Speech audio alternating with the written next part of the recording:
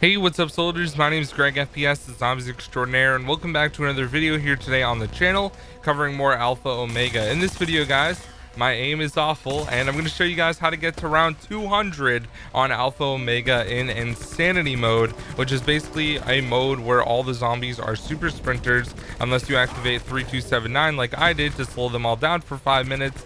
And also you can get to around 200. Now unfortunately there's no reward for this, but the really cool thing about it is it blocks off every single area that wasn't in original Nuketown, which I think is pretty cool.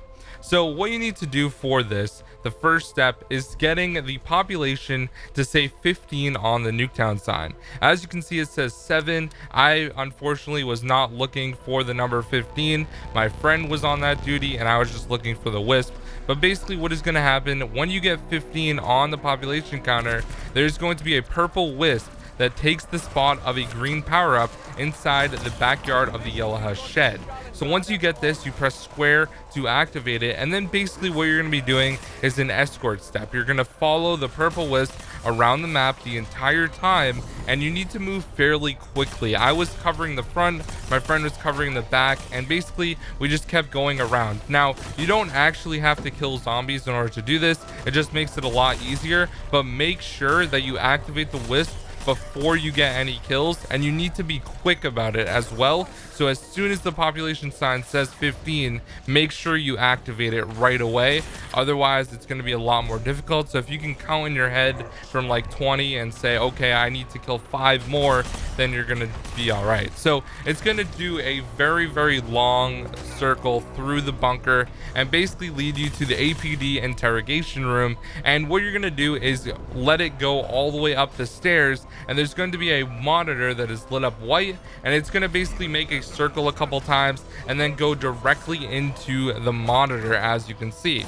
So the next step is you need a Bowie knife. You can buy it in the generators room, and what you're going to do is actually knife the screen with the Bowie knife, and then a number sequence is going to come out directly under it, which you guys are going to see in a second here in theater mode, because it was a lot easier to view that way. It was a little hectic. So as you can see, I knifed it and a number sequence came out, 7361. So now what you're going to end up doing is entering that into Rushmore, which is the computer that has all the numbers. Now what we decided to do instead was enter 3279, because it actually ends up slowing down the zombies for 5 minutes, and it's a really good code.